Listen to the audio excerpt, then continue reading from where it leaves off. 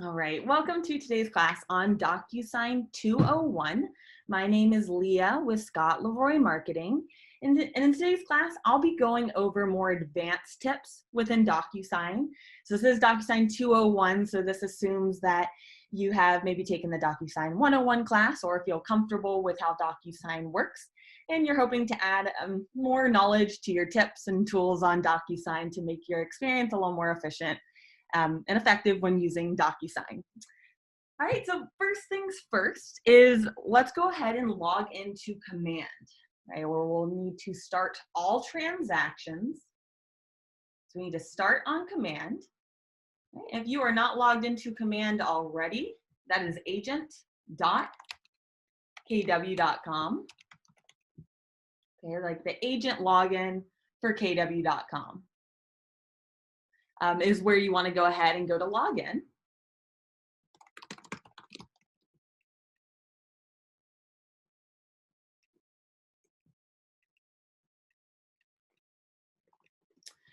All right, so login here and password, that'll be the same login as for your MyKW account, same login as for your Kelly app. So they're trying to centralize all logins, which is great because I don't know about you, but I have one too many passwords. But if you have any trouble with this password, feel free to click Forgot Password and you can reset that right away.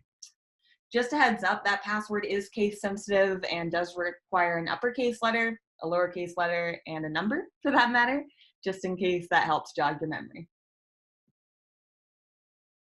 And of course, if you have trouble getting in, guys, you can always email support@scottleroymarketing.com, and we're more than happy to help you reset your command password so you can participate in today's class. So the first thing we need to do is just a real small piece of housekeeping, and that is to make sure that DocuSign is linked to Command so that you can use it with your Command tools. So let's go ahead and double check that by clicking on your name on the top right. Name on the top right. Let's go ahead and click on settings from that drop down.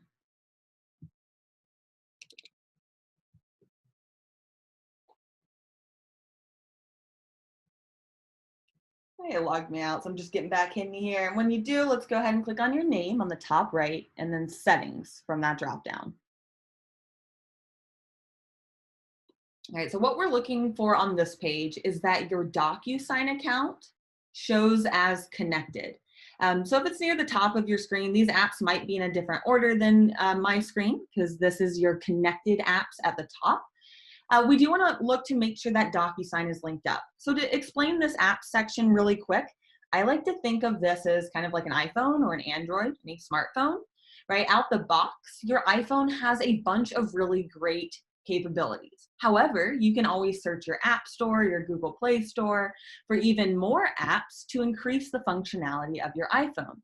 Same concept in Command. Command out the box has a lot of great features. However, you can connect up further apps to increase the functionality of your Command account a step further. So in today's class, we'll be focusing on DocuSign. So if you need to scroll down to find DocuSign, feel free, but we do want to see that it has connected. If it does not say connected, you can always click Connect Account. It's not already linked up.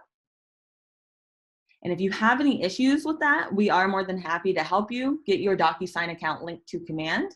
So feel free to shoot an email to support@scottleroymarketing.com. If it says that you're not connected and asking you to authorize, I would just go ahead and click authorize, and they'll either resend you an authorization email or prompt you to log in. Okay? And if you have any trouble, guys, feel free again to email us, and we're happy to troubleshoot your account to help this work properly for you. All right, and before we go on, I just want to give you guys the notes for today's class. So you can follow along. I have notes on the steps to do a transaction in Command, which is what I'll be going over next. So let me go ahead and send that out for you guys. Sorry, I clicked off of the page I was on. All right, sending this out now. All right, so in the Zoom chat, if you could go ahead and pull open the Zoom chat, I'm going to send out this link for you guys. And that is all the notes and tips guide for DocuSign. I'm going to pull this up on my screen just so you can see what I sent you guys, so you can always grab that later. if you'd like.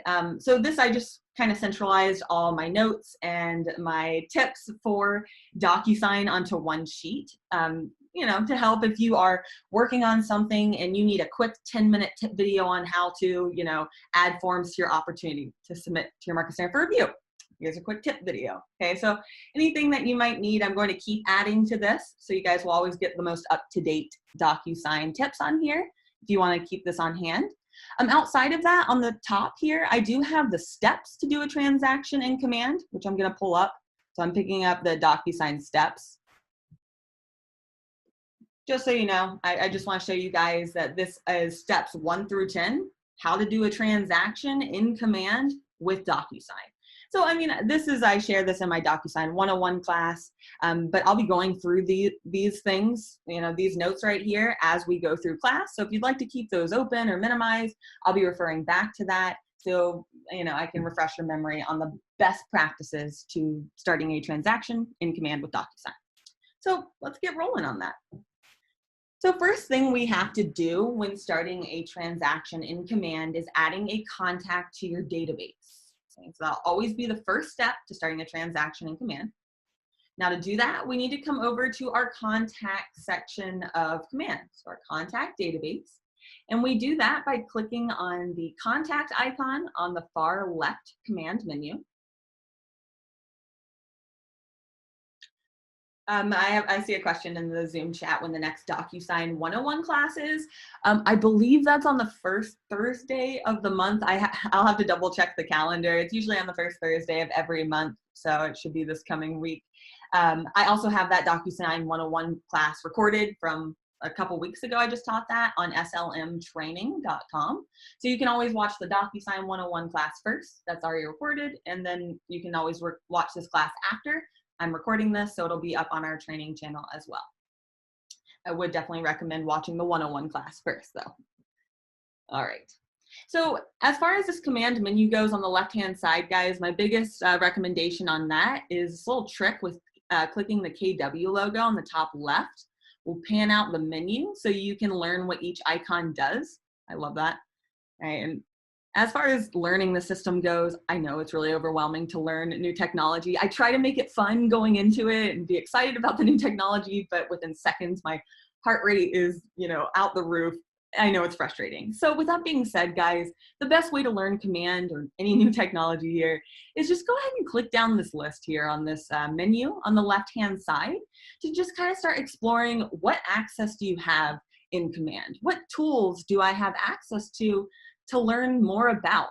I know it's overwhelming seeing the amount that you need to learn, but if you look at it as an opportunity for the tools that you can start learning to grow your business, it tends to help. And maybe a beer while you're learning the new technology might help as well. All right. But of course, if you have any questions as you're learning it all, support@scottleroymarketing.com. We're more than happy to help. That's just my little spiel on learning Command. So now let's do step 1 of adding a transaction. And that is adding your contact to your database. Now to do that, so again, I'm in the contact section of Command. If you're on a team, I just want to point out real quick. So if you are not on a team, if you are a solo agent, you can go ahead and click Add Contact right here. If you are on a team, your contact will need to be added to the team database first in order to create a team opportunity from that. Okay, so if you are on a team, only team agents, you will need to first switch to your team profile by clicking your name on the top right of Command, and then click on your name. Click on your team name from that drop down. Just make sure you are on the team database. Again, your contact would have to be entered into the team database first in order to create a team opportunity or a team transaction so your Rainmaker can see those. And it can close under the team, okay? And I'll be mentioning more tips for teams as we go along here, so stay tuned to that. All right, so let's go ahead and click Add Contact on the top right. And let's go ahead and add a test contact. It's huge to have a test contact in your account so you can practice sending yourself things before you send it to your clients. So it looks like you know what you're doing. It's always helpful. So you can name this, you know, test contact, test, your favorite movie star, whatever you'd like to do. Maybe I'll do Santa Claus, is it too soon? Well, we're doing it. Santa Claus is buying a house today.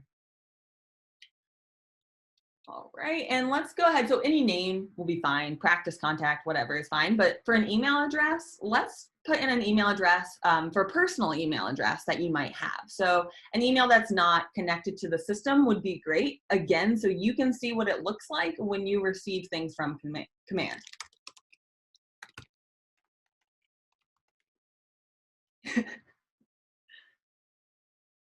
All right, so we go ahead and add in that email address. So personal email address. And then click create.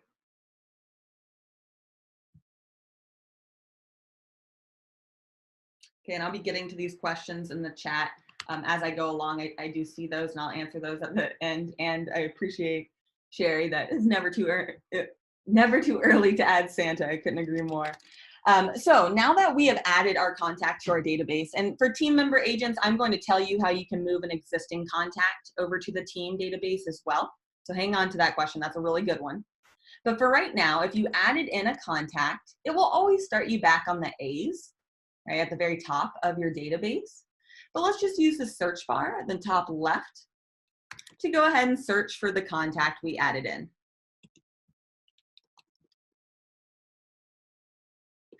Right, so search on the top left to go ahead and search for that contact. Chrome has been a little fickle for me lately. I'm gonna switch to Firefox.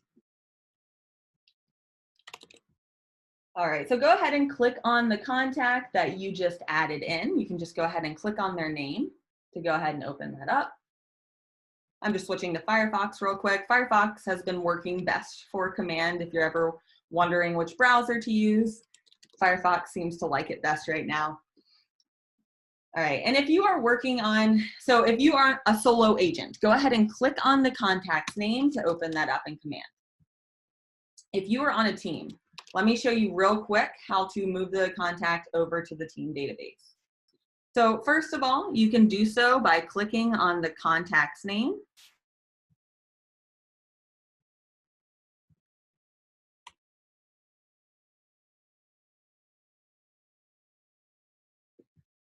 All right, so this is a tip for team member agents only. If you are on a team, you can move a contact over to the team database by opening that up. Okay, now you should all be looking at your contact now, right? Because you click to open it, whether you're on a team or whether you're not on a team. Go ahead and click on the contact's name to open that. Okay, now this next tip is for teams, and then we'll go back for everyone. So if you're on a team, you can click on the 3 dots on the top center and click choose account. That's a little fast.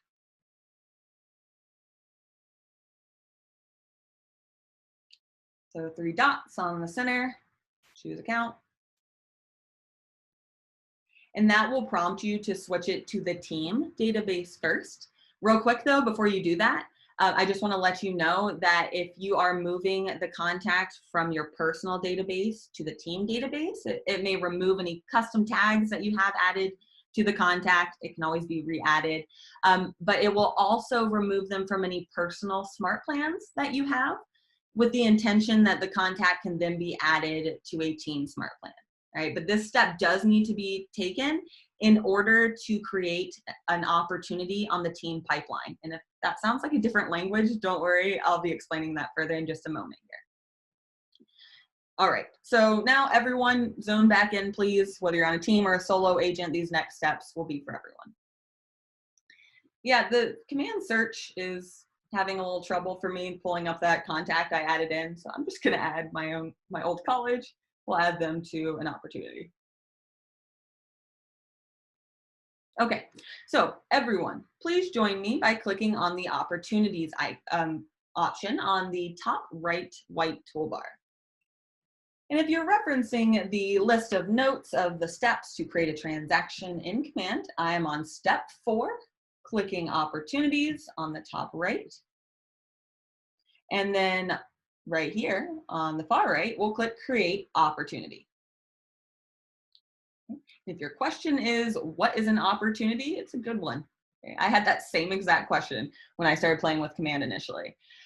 Think of opportunity in a very literal sense. So an opportunity is going to be literally an opportunity for a closing or a sale. So it goes above and beyond under contract to close, as this will be more of a lead to close management system. So this opportunity, you'll want to create an opportunity anytime you run into a lead. Let's say you're at the grocery store, standing 6 feet behind the person in front of you. They notice your name badge because you're a great agent.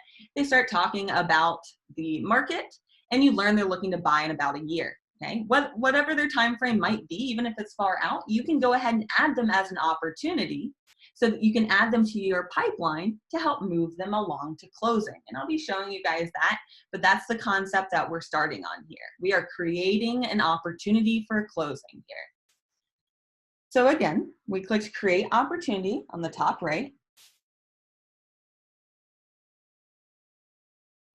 All right, and we are going into command. And as soon as we get into DocuSign, guys, that'll be all the advanced stuff coming. So hang tight. All right, we just need to go ahead and create this opportunity so we can go ahead and get into DocuSign. So from here, the main 3 fields that you have to pay attention to, okay? So you only have to fill out the fields that have that red star next to it, right? So you have to fill out main ones to pay attention to. Okay, not the only ones to pay attention to, but the main ones to pay attention to is the opportunity type, right? We need to indicate if that's a listing, buyer, landlord, or tenant. Let's say I'll leave that as listing. Your client's name should already be added in here since I'm creating that from the contact record itself. However, if you'd like to add a co-seller, you absolutely can here. Now, big thing to know here is the co-seller would have to already be added to your command database in order to add them here. Okay, this is not adding a contact. This is pulling a contact from your command database to be the co-seller. So make sure you add them to command first. Opportunity name. So this is where we'll want to name it, if possible, the property address. I understand that you won't know the property address right out the gate all the time. However, if you do know that, go ahead and name that, 123 Main Street Drive. 123 Main Street dash the client's name, and maybe if it's a listing like this.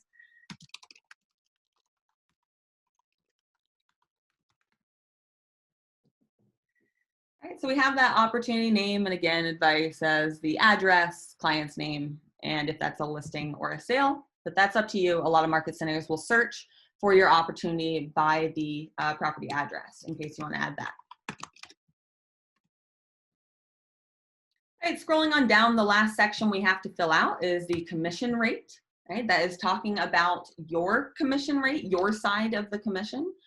So that's not talking about the full 6%. And even if you don't have a signed listing agreement with that information filled in, that's okay, that's changeable. You can just go ahead and put in what you normally charge. And you can always change that if need be. All right, so before we click create on the bottom here, I just want to note one change for teams that was made. All right, so if you are on a team, this will be specifically for you. You will want to go ahead and have your team name selected at the top. And if you're creating the contact from your team database, that would already be selected. But just note that it will say the team name on the top right. You want that. Okay, and also for teams, when you do have that team selected on the top right, you'll then be able to add assignees to the opportunity to be able to collaborate with your team members. Please make sure to also add yourself here. So I already have myself, so it should add myself, but then make sure you go ahead and add any other team members that you want to be able to collaborate on your opportunity with you. Right? Your Rainmaker will be able to see all your opportunities off default. Everyone else would need to be added to see or collaborate on your opportunity. All right, so that is all, that's the extra team stuff you need to know here. So now if you're a team or a solo agent, please zoom back in and let's go ahead and create this.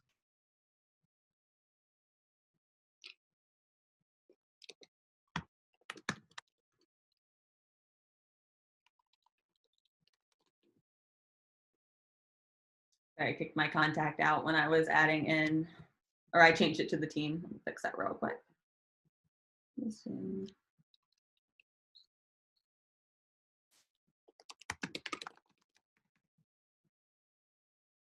All right, so you can see when I click create, it will add in the opportunity here to the contact record. This is how I would recommend always finding your opportunity, is by searching the contact to find the opportunity here. I find it's easiest to find the opportunity most quickly that way, but all of your opportunities can also be viewed if you can see where my mouse is right now, around this handshake icon on the far left of command. That'll be your opportunity dashboard and show you all your opportunities there as well on your pipeline. I do have an opportunities 101 class as well if you need that on slmtraining.com. So, but for now, let's go ahead and click on the opportunity name that we just created.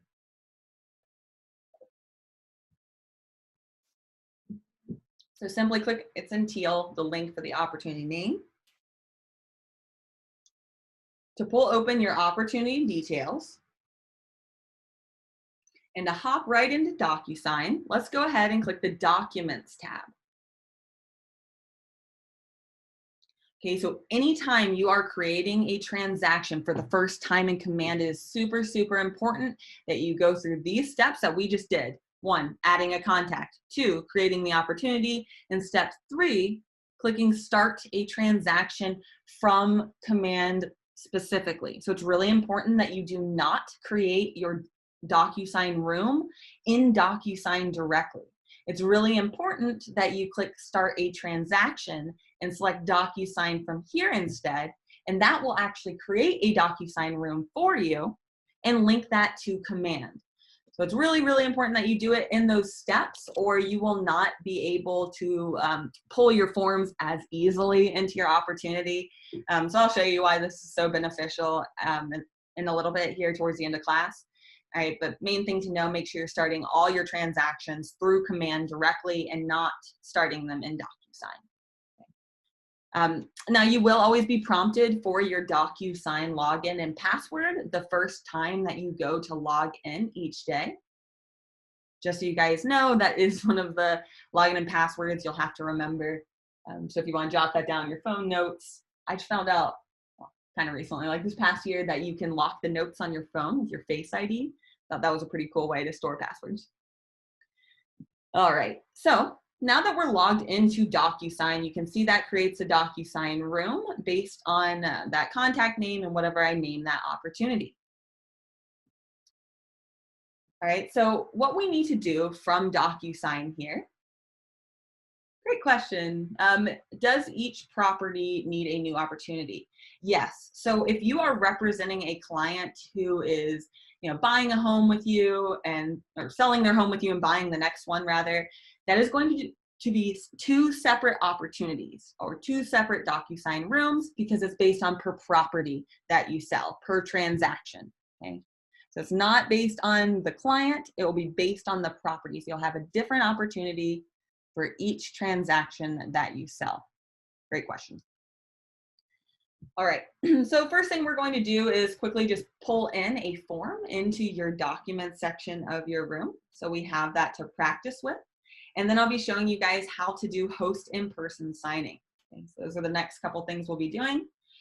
So first things first, we are in the documents section of our DocuSign room. Yes, and a room will be the same thing as a loop in dotloop. So whereas you had a loop per transaction that you sold in dotloop, you will have a room per transaction that you sell in DocuSign. Great question. All right, so in this document section here of our DocuSign room, we're going to click on Add on the very top right. So in the document section of DocuSign specifically is where we are. We're clicking Add on the top right. Yeah, Elizabeth, that was happening to me as well in Command, where the contacts were not loading. It seems to be, it doesn't seem like your contacts are actually gone. It seems like it's just having trouble loading right now. If you try a different browser or give it another second, that might pull up. I'm of course happy to look at it after class. Sorry you're having that trouble. I was too. All right, add on the top right of the documents section, and let's go ahead and click on DocuSign Forms from that dropdown. Okay, this DocuSign Forms option will be your interactive forms. You know, those forms that you can just start typing in because they have all the text box already on them? That's the one, DocuSign Forms. So this one is typically easiest, so we'll go ahead and click on that.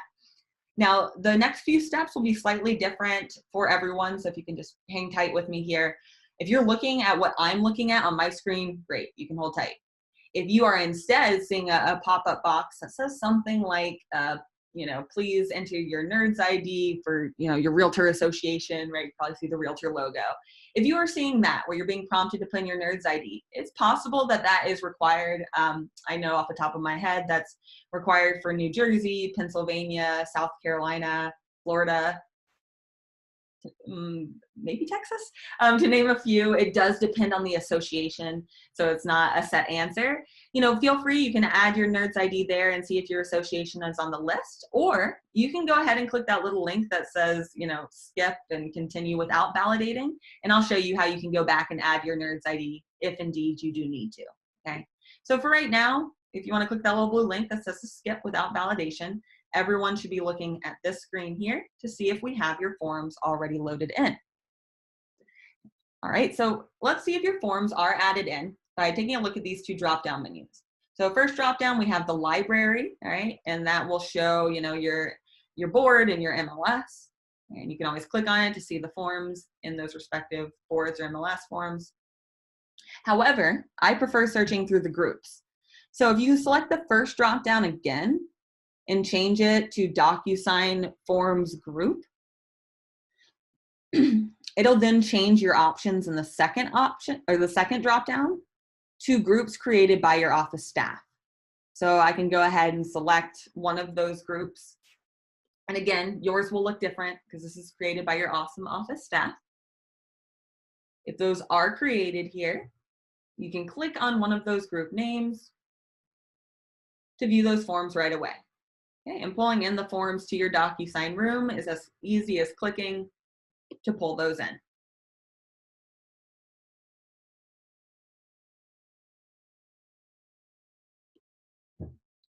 And you can go ahead and click add. Okay, if you have no forms, let me show you where you can go to add your NERDS ID, because that might be required for your association to have access to your forms. Again, that just depends on the association and your area. All right, so we can click add. Now, if you already have your forms added in here, I would just watch on my screen. But if you do not have your forms, you can add those through your DocuSign account preferences. So again, if you have your forms, you can just wait on this screen. But if you do not have your forms, you can go ahead and click on either your headshot or initial on the top right in a circle, and click on preferences.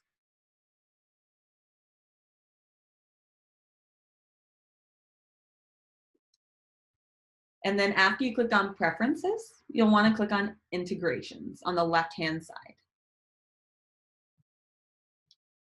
So again, if I lost anyone, if you do not have forms, you'll want to click on your name or initial and a circle on the top right, preferences, integrations. This is where you can go ahead and put in your zip forms login if that applies to your area. I know some areas in California may require that. But your NERDS ID, this is the one we more popularly see used. So if you want to go ahead and select your association to see if that is required, you can go ahead and do that, and you can enter your NERDS ID right here. If you have any trouble with that, feel free to shoot us an email. We're more than happy to help look into how to get your forms associated to DocuSign, as that is a little different for each market center. So we're more than happy to help you with it. support@scottleroymarketing.com. All right, so let's go back to that DocuSign room that we have created. So I'm going to do that by clicking on the dashboard option on the very top.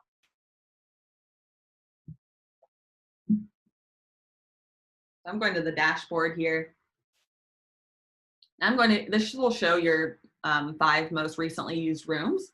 So I'm going to go ahead and click on that DocuSign room to open that up right away and go back to the documents section. So what we're going to do now is I'm going to show you how you can actually do host in-person signing.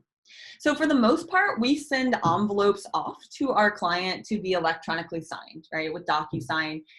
So how we do that, how we send documents off for signatures in DocuSign is through the envelope section, okay? So in the document section, you can of course click on these forms and start typing in them to fill them out, okay? So that would generally be the first step. Click on the form, type on them, and save them, okay? But to start in-person signing, we're gonna come up to the envelope section. So if you can join me by clicking on the envelope section. All right, the envelope is something that is not in dotloop, right? So this is a new concept for DocuSign, right? But since you watched the DocuSign 101 video, hopefully this should be something that's familiar to you at this point. All right, but the envelope will be used anytime you are sending forms to be signed by your client. So in this case, in the envelope section, I'll go ahead and click the new button on the top right.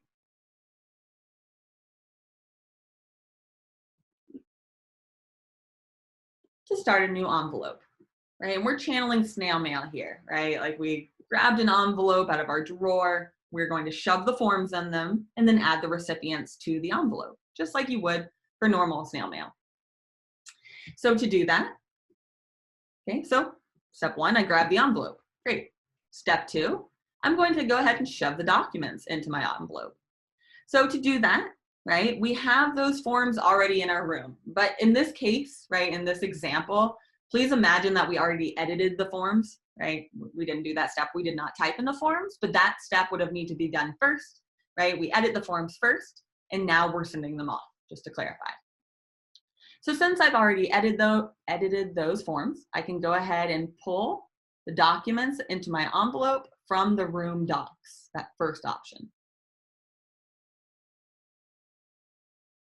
From there, I can go ahead and select any or all forms in my DocuSign room to go ahead and add in those selected forms. So you can pull forms from your room docs or even from templates here. The main one to use would typically be room docs. So now that we have added our documents to the envelope, we now need to add the recipients. Again, pretty basic for an envelope with snail mail, right? So we go ahead and click Add Recipient here and select Pre-Tagged Roles, that top option.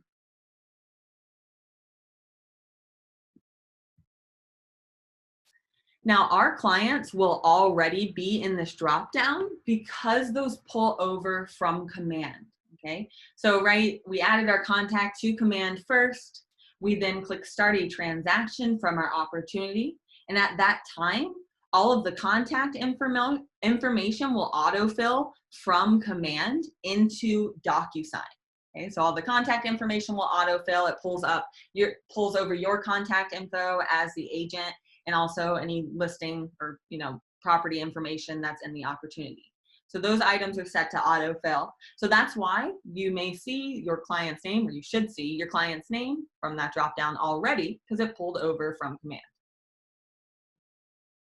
And you can click Add Selected. I'm changing him back to Santa Claus. Okay.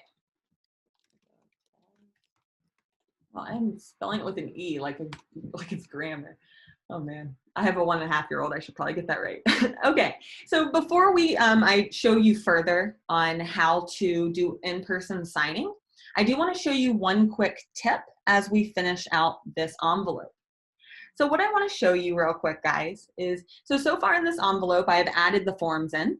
I have added my recipient, and if I click Next on the top right, I can go ahead and send that off to my client right away for electronic signatures.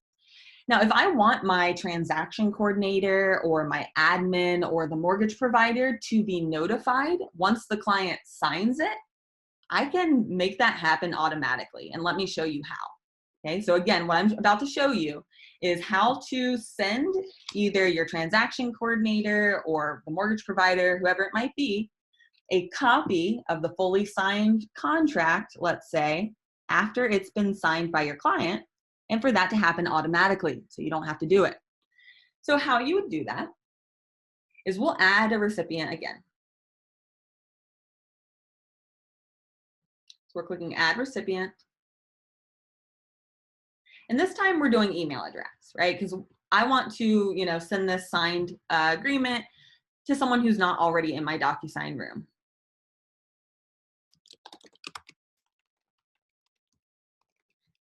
All right, so I clicked add recipient, and this time I'm doing by email address. Okay, so if I want my transaction coordinator, let's say, to receive a copy of the signed form after my client has signed it, I'm going to go ahead and add in the name and email address, like you probably guessed.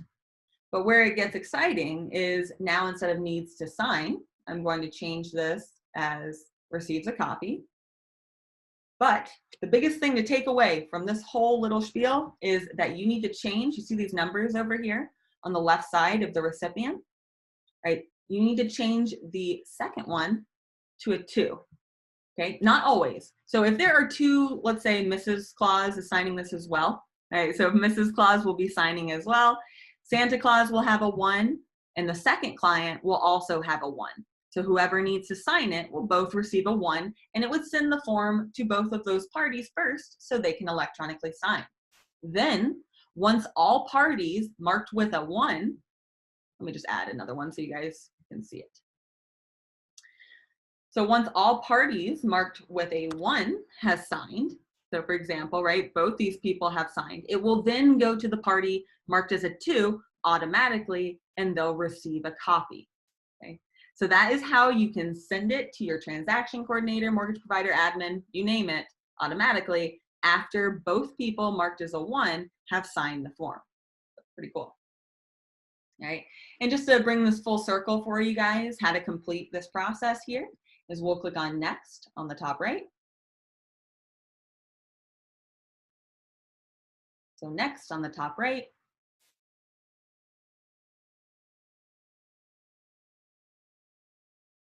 And that's where you'll have the option to send it off right away. Now, I know you have questions about all these things on the left. Hang tight on that, all right? So to answer that, all these items on the left, right, this was an interactive form that we could just start typing in. So you don't generally need to use these fields on the left-hand side. However, you can. So if you want to add any information here further, you absolutely can. But in theory, you would have edited the form at the very first step when you pulled that into your DocuSign room. And then you can send that off right away on the top right.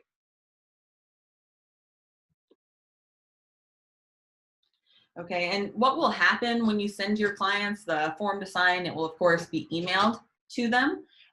This is important to know, though. You will not receive the signed copy back until both parties have signed. And we'll be taking a look at how to edit fully signed documents in just a second here. I just want to let you guys know that. So we'll get back to that. Also, if it's a form that you need to sign as the agent, it will send you an email. So if it's like a listing agreement or a buyer agency, for example, and it's a form that you would sign as the agent, it will send you an email prompting you to sign. But you can also come into the envelope section. So this is the envelope, and it'll show you every time you sent out forms to be signed throughout the transaction, right, from envelopes. And if it's a form you need to sign as the agent, you can click on the envelope and it'll say sign now if it's a form that you need to sign. But as you can see, this is also the same spot you would resend the envelope if your client says they didn't receive that. All right, so I'm Xing out of this on the top right, and I'm now going to show you guys how to do host in person signing. Okay, so if host in person signing, you're probably familiar with it if you used dotloop in the past. If you are not familiar with it, what host in person signing is, right, the steps I just showed you would allow you to send the form to your client to their email address to allow them to electronically sign. You might get clients who don't feel comfortable with that, or they'll tell you they're not very tech savvy, quote unquote, and so they want to do it on the appointment with you, let's say. So I'm going to show you now how you can set up an envelope to bring it on your appointment. So let's say you're on the listing appointment and you're talking through the listing agreement, and they can sign sitting right next to you so that you can explain each page and they feel a little more comfortable. That's what they require. All right, so how we do that. So I'm in my DocuSign room. If I lost anyone, let's just go back to our DocuSign room in the envelope section. And we're going to do slightly similar process to start out. We're going to create a new envelope.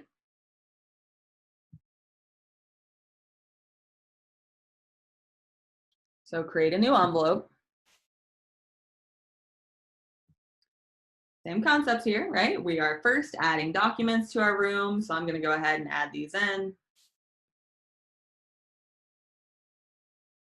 So I added room docs, right, to add those forms in. And I'm adding in the recipients.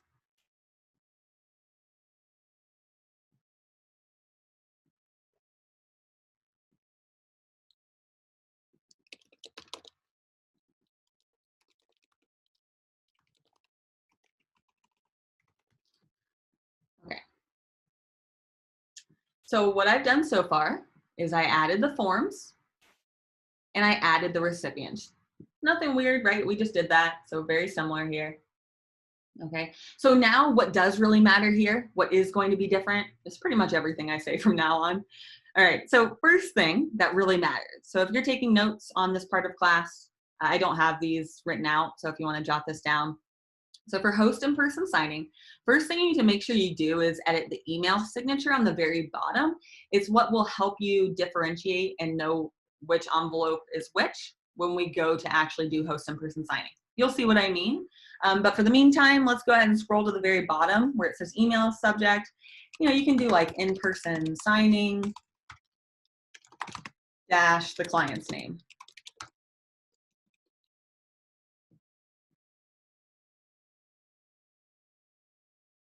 Okay, it's really important that you change the email subject to avoid confusion later. So make sure you add in an email subject that's not just the default. And now we're going to save and close. So this part of what I just showed you, in theory, you would want to do before your appointment. Okay, so we create the envelope and save it as a draft is what we're doing. All right, we added the forms, we added the recipient. Now we're renaming the email subject and saving and close at the top right.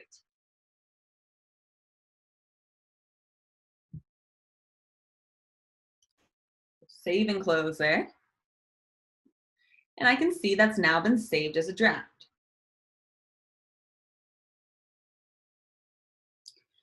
All right, you guys are ready for a wild ride? Let's go on and click on your headshot or initial on the top right. And let's switch to e-signature. Now, before we do that, you probably have a question of what is e-signature, right? So there are DocuSign rooms, right? DocuSign rooms is the side of DocuSign that was created for real estate agents specifically. That's where you'll do 95% of your work is in DocuSign room side. The e-signature side of DocuSign has a few extra settings that the room side does not have, including host and person signing. So host and person signing is not a feature of DocuSign rooms. However, it is of DocuSign e-signatures. So this is how you would use host and person signing, is to switch to e-signature first as a workaround. Okay, so that's why we're switching. Again, headshot or initial on the top right in a circle, and then switch to e-signature.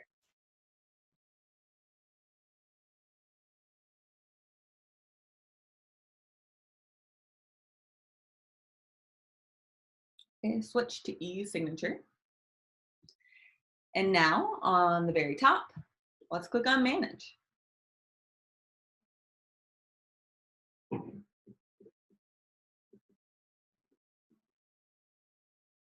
So I switched to e-signature and then selected manage on the very top of my screen.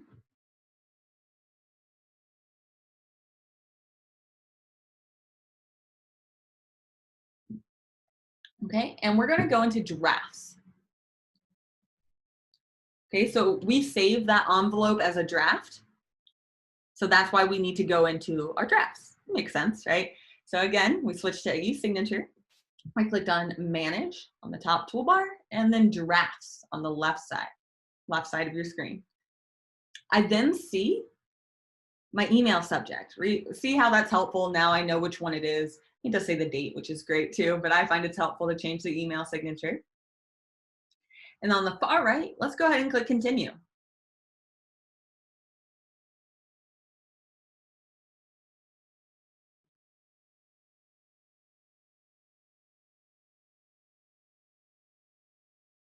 Okay, these are going to be some more noteworthy moments because there are some extra, weird things we have to do here. That's not normal is what I mean. All right, so first thing we need to do on this envelope here is scroll on down to the recipient section. So at this point, we're in front of our clients, right? We went on the appointment, right? And we click continue. They're sitting next to us. So now instead of saying they need to sign, I'm going to change that to in-person signer.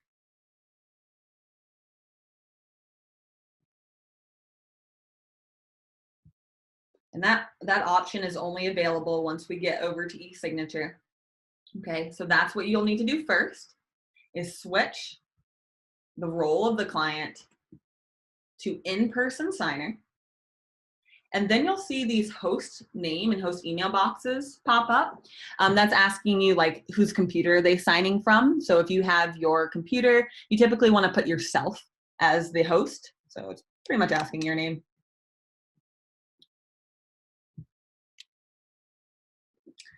So for the host name, you'll put in your name and email address as the agent. You're hosting their signing.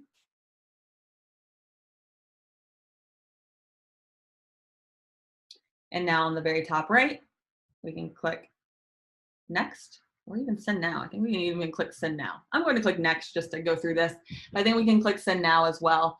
But if you click on next, it will take you, if you would like to add any additional fields, you can at this time. So if you need to add any text boxes, you would have the ability to. But again, in this hypothetical situation we're doing, this form would already be fully filled out and edited because we did that first.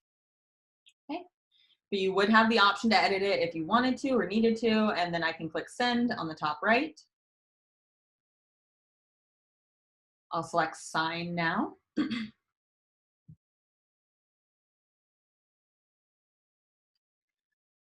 It's going to give a couple steps here that it will show up. What is expected of the host for in-person signing? And click start. And now it's prompting me. You can just watch on my screen if you would like, because I would like to show you now what it looks like from a client's perspective. I always think that's helpful to see so that if a client calls you needing help, you know what they're looking at. All right, so this is what a client sees when they're signing, whether it be from email or host in-person signing, it looks the same. All right, so first thing, it'll ask them to check this, that they agree, and click continue.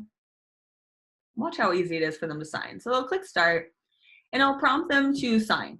Okay, so the first time that they go to sign, and the first time only, it'll prompt them to update their name. So if you spelled their name wrong, or they want to sign with a middle initial, or add their middle name here, they can absolutely do that the first time that they go to sign. Okay? After they've already signed once, that signature would have to be updated in your client's preferences for DocuSign. All right, so as you can see, right, this is the client's perspective. Once I click to initial a form, it brings me down to the next page, right, to initial. I can always scroll up as the client to actually read what I'm signing, right? Or I can just keep going down, go ahead and click all the required boxes here, and then it will allow them to finish that. Okay. When they click finish, it can email a copy to them. So that's what this is saying. If you want to enter your email address, you can do that here and it'll email a copy of the signed form, or you can also print that. Okay, so this is saying your client, right? This is all the client's perspective here. All right, so now I'm passing it back to the host. And it will take me back to DocuSign. Now, when this happens, to actually see the signed form, you have to go back to your DocuSign room. Okay? And you can do that in a variety of different ways. To get back to your DocuSign room, you can do kind of the same process here by clicking on your headshot on the top right or initial and click switch to rooms. Or you can go directly to realestate.docusign.com to access that. So again, I clicked switch to rooms from that drop down, and I am simply clicking on the room again to open that up. And if I lost anyone, feel free to just type in your top address bar, realestate.docusign.com, and that'll pull you back in. Okay, so we don't want to be logging into DocuSign.com, guys. Please note that is realestate.docusign.com. And I know I stressed and hopefully pounded into you that we always start a transaction in Command with those steps that we did, right? We created a contact, created an opportunity, and click Start a Transaction to create the DocuSign room, right? So we always create the transaction in Command initially. However, after we've created it the first time, if you would like to just go to realestate.docusign.com directly to access your DocuSign room, you can. That's totally fine. Just make sure you are not going to docusign.com directly instead. Okay, so next thing I'm going to show you is how to make changes to a fully signed document. Right? If you need to make edits to a signed document in DocuSign, because this is a little different than dotloop. So this is really important for you guys to understand, is that when your form is signed, okay, let's take a look. This is the one that I just signed, right? I can see the green signed icon. However, this is the initial form. So this is the initial form I pulled in to DocuSign Room, right? You see that blue form icon right here? That blue icon is the same thing as this icon, right? Just to try to pull this full circle for you. So those are your DocuSign forms. Any blue icon like that, that means that it's editable. Meaning, if I click on it, I can just start typing, right? All the text fields are already there and I can just start editing, right? I just want to show you guys real quick the difference. So as you can see, text fields are here, so I can just start typing. My heart's desire. And click save and close, right? So that is what this icon indicates, the form icon. However, once you send that for signatures, right? This is what my client signed. When it comes back signed, this is really important. When it comes back signed, it comes back as a separate PDF. So you can see this is the same form. These are the same form. This is just the signed copy, which is a PDF. And why that's important, that it's a PDF when it comes back, is it's not editable, meaning I cannot just click to start editing anything. And the reason that's a good thing is that it will preserve your client's signatures, meaning you cannot erase them no matter what you do. If you used dotloop previously, you might have seen like the message that'll pop up, oh, if you make any changes, it'll erase your client's signature, you have a mini heart attack, and repeat. So DocuSign does not have that same kind of feature, as the signed form will come back as a separate PDF. So with that being said, if you need to make edits to a fully signed document in DocuSign, this is how you'll do it. So we need to pull it into an envelope first. So you know those text fields, you probably saw, I didn't mention it too much, but we saw a bunch of text fields and initial fields on the left-hand side. Those are available once we pull the form into the envelope. So that's what we need to do first. And we've been starting the envelope from here, right, from the envelopes tab. But since you guys are so advanced, I just want to show you one more way that you can start an envelope from this page too. So if you want to create an envelope to edit a fully signed form, I can do that right from the document section as well. You'll notice if you hover your mouse over any of the documents, a little dot will appear that you can click to check it. See this check? Now, once you have that check, you will then see these bulk actions appear. If you don't have a form checked, you won't see this. So if you don't see that, that's why. Now, these bulk actions, they're really helpful. If you hover your mouse, you'll see what each one does. If you need to copy the form to another room, move it to another room, email the form, create an envelope, that's what we're about to do. You can download it, archive it, unarchive, and delete. Now I see the question if there's a way to delete from DocuSign. So you can definitely delete PDFs from DocuSign, like sign forms like this. However, you'll notice, I'm not sure if this is one of them, but let's see. Some forms are not able to be deleted from DocuSign, just a heads up. So if I try to delete this one, it won't let me. I don't have the correct permissions because it's a DocuSign interactive form. So not all forms are deletable. However, I just want to let you know so you're not pulling your hair out trying to figure out why. You can delete PDFs or signed forms. So. Okay, so we click on the checkbox on the far top left, and we're going to click Create Envelope.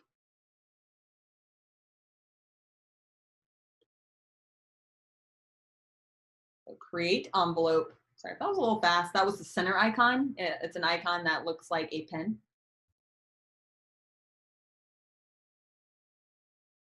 Okay. Same concept here, guys. We just need to add in the recipient. I already have the document added in through these steps on the envelope. So now I just need to add in my recipient. Oh, that's important. Now, when adding a recipient, right, we were choosing the top one, which I forgot immediately when I was going to tell you. So when it's typically when it's an interactive form, right, the forms we can just start filling in. There are 3 forms to add recipient, 3 options here. Sorry, I'm blanking on what that top one says. But for a PDF, we want to go ahead and select still the top one. You'll just notice that there's one less, and I just don't want you to be alarmed by that. But go ahead and click Room Participants. So add recipients, room participants. It'll look slightly different, but same concept here. We just want to go ahead and click our contact's name, the check mark to the left of it.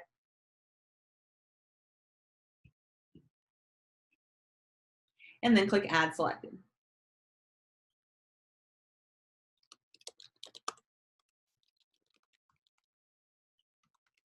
Okay.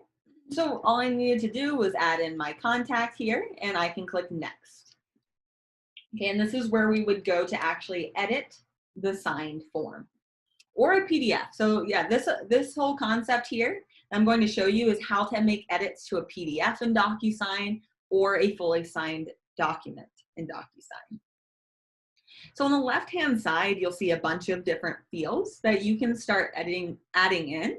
Okay, so let's say this form is fully signed, but they want to change the settlement date, or just a small portion of it. Or let's say you've got the client's, you put in the client's name as Tony instead of Anthony. Okay, whatever the case may be, I need to make corrections to a fully signed document. Okay.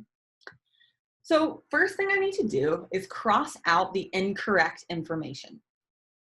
To do that, so on the far left, so super far left, there's a gray toolbar. Really, the main time I even ever switch this gray toolbar is really just to get to this line tool. So if you click on the icon that looks like a pencil on the very far left gray toolbar here, you'll see the line option, and that's your strike through. So if you select that, we can then cross out the incorrect information on the form. Okay, so I did that by clicking my mouse and clicking again to drop that field. Right, and I can always move fields around and delete those. I'll show you more of that in a second here. So again, that markup tool, there's only one here, but that's where you'll get that as a line, just in case you guys need that.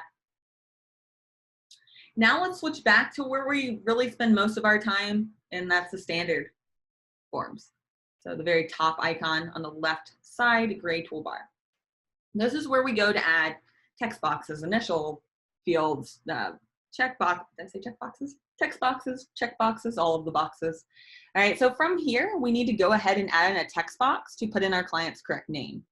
So I'll go ahead and add this text box and click to drop it. Okay, so I clicked on the text option and I click to drop it here. Now when I do that, that text box drops pretty small. So if I instead, I will want to drag that out by putting my mouse on the corners of that text box and expanding that out. Okay, this is a noteworthy moment. If you are adding text boxes to a PDF, and this will probably pop up a decent amount for you guys, so this is good to know. So when you're adding a text box, okay, please note the color of the fields here. Now I meant to add a second client so you can see the difference. But if you click on your client on the very top left, so you can see the drop down with your client's name here. If there was a spouse in the transaction, you would see both clients' names here, and the second client would be given a different color, let's say blue. All right, so I would be able to switch back and forth between the yellow and the blue checkboxes to lay those down. Okay, so notice this color, right? The color of the contact corresponds to the color of the fields. The reason that is important to know is that when you lay a text box, right, So if you did that, if you want to lay one with me to see what I'm talking about, let's lay a text box. Make sure you're clicked on it so you can see the settings on the right-hand side. First of all, if you need to delete it, there's the option on the bottom. If you laid a rogue text box, you can delete it. But what's really important here, guys, for creating PDFs in DocuSign are these two settings at the top. Is it a required field? If off default, it's a required field, meaning if it's solid yellow, your client will be forced to fill out the field before a DocuSign will allow them to finish signing. If this is not a field that you need your client to fill out, you can uncheck that it's a required field. Now notice when I uncheck that's a required field, it turns the see-through, right? If I check it, it's yellow, all right? So you want that unchecked, typically. All right, and if it's a field that you wanna make sure they do not change, you can change that as read-only. Okay, so I am removing that as required. I don't need my client to fill that out. I'm gonna fill this out. Now I'm gonna mark it as read-only. So I can go ahead and let's say put in my correct contact's name.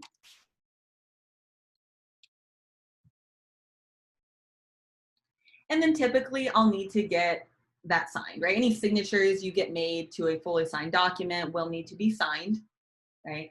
You can always chat with your broker in charge for exact compliance rules in your area. But in general, if you make changes to a fully signed document, you have to get those changes initialed. So to do that, I'll grab the initial field on the left-hand side and drop that. Now, if there is a second client who will be signing, I apologize, I didn't add a second client, I should have. You can get, what you'll want to do though is select the other client from this dropdown. It should then turn all the fields to that client's color, so you can add an initial box for that client as well. Only other thing I want to point out on this is if it's a field that you're laying that you want your clients to both be able to see and maybe even both fill out. Okay, so far when I'm talking, Ray, I've been telling you that, oh, okay, if you check that as required, it will force this contact to fill it out. Well, if it's a field that you want both your clients to fill out and see, I've noticed that even for both clients to be able to see the field, you have to come into collaboration and select that recipients can collaborate. You want them both to be able to fill out the field. Right, and those, just heads up, those text fields, those settings, kind of annoying to have to toggle those all the time. So you can save as a custom field as well. I don't think the collaboration one saves. Let's check it out. So if I click save as custom field, let's say I want this one to be like when I need to fill in something as the agent. I'm going to save that as a custom field and name this agent field, right? This is when I need to fill in something, right? I don't want that to be required for my client, and I want that read only so my client cannot fill that out. You can see I can make any changes, right? I can save any font and so forth here and save that. I can even auto place text, which is pretty cool. So like if you wanted to create one of these custom fields for your office address or, you know, whatever it might be, you could go ahead and select the auto place text, and that would create a field with whatever that information is already added in. So I can save that, and just a heads up, your custom fields are the second option down on that gray toolbar. All right, guys, so I do have a few other tips on that tip guide that I sent out near the beginning of class. I'm gonna send that out again so that you can take a look and answer some of your questions that you sent over if you'd like to hang around for that. Some things I want to point out on that tip guide that I sent out. 1 second. Is that it will have some additional tips that I think would be great to finish watching after today's class if you have the time. Okay, specifically how to add forms to your opportunity and create a commission request. Those are important things for you to do for compliance in order to get your commission check, which is I think why we do this whole real estate thing. So I would highly recommend, again, watching the add to the forms to your opportunity to submit for review and creating a commission request. If you have any questions on that, please feel free to email me, support@scottleroymarketing.com. You can put attention my name in the subject, which is Leah, Leah. And I'm more than happy to handle any questions that you might have on today's class or DocuSign. I know this is a lot to learn and take in, so I'm here to help you guys. If you're watching this class recorded, I will put these notes on under the video in the description. All right, guys, I'm going to turn off the recording and I will be sticking around for any questions. I hope this helped and I hope you have a great day.